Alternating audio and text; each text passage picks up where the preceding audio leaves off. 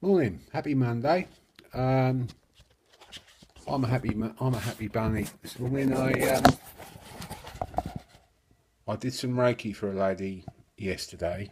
Um, she's got plantar fasciitis, which is like inflammation of the um, tissue at the bottom of the foot, and she's a runner, and it stopped her running. And for a lot of people, it actually puts a stop to their running career once they get that, because you know conventional medicine doesn't really seem to have much answer to it, mate, apart from possibly very invasive surgery, which we all want to avoid if possible.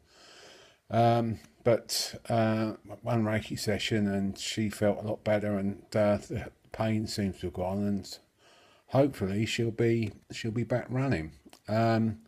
And out of that, I've picked up another client for Wednesday, so I'm very very happy about that. Saw an old friend yesterday. I think she's been following these videos, and she said to me, "What are you going to do about world peace, Tom?" So what I'm going to do this morning, I'm going to ring up all the world leaders, and I'm going to say to them, "You've got to disband your armies and your navies and your air force, and just redeploy all those people to distribute food to the hungry, and there'll be no more world wars or hunger, and that we'll have world peace." I don't think she was being 100% serious, and I don't think I am either. But it did get me thinking. Being a bit of an old git, as you know, and having been a sort of child of the 60s and 70s, I can remember, the changes that occurred in the 60s, which started on a personal level with people, getting into things like meditation. It was basically there was sort of like people going through personal changes. It was the whole sort of do your own thing, which kind of led to social changes in the 70s, and out of that sort of expanded consciousness of the 60s, you get things like feminism. Sort of like more liberal attitudes towards homosexuality, and a whole raft of things. And the other thing, on a like sort of like a more general basis, I mean, I remember when I was a little lad, when people got to, well, when people left school, they turned into their mums or dads. They might have sort of like had a few years being a teddy boy or a model rocker, and then but by the time they were in their early 20s, they got married, got kids, and they looked indistinguishable from their parents. And if you look at footage of the crowds at football matches from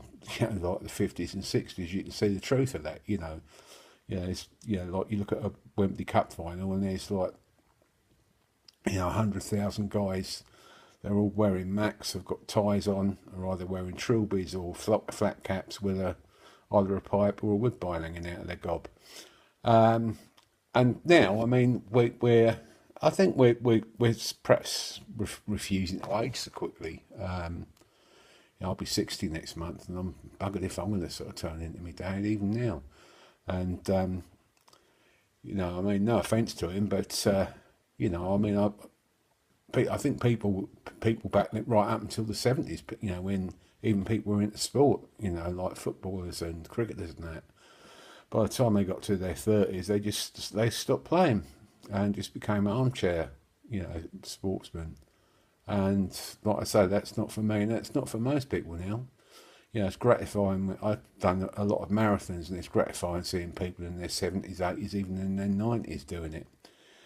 In fact, I remember one marathon I did. There was one guy there, and he claimed to be 101, and there was a big expose in, I think, the Daily Mail about, or the Evening Standard, a couple of days after it, and they said, the guilty secret of centenarian marathon runner. It turned out he was only 98. Yeah, God dear, how can anyone be so dishonest? But yeah, so I think the changes that we make within ourselves. It's like throwing a stone into a pond. There's ripples that will spread out, and hopefully it will change as we change ourselves for the better. Hopefully, we'll change our world for the better. Doing this, I just noticed I've got a spot on my boat, so I have to sort that out. I think maybe I need to sort of like look at my nutrition a bit more carefully. So it's a case of physician heal yourself. Anyway, thanks for your indulgence, and I'll speak to you again tomorrow. Thank you. Bye bye.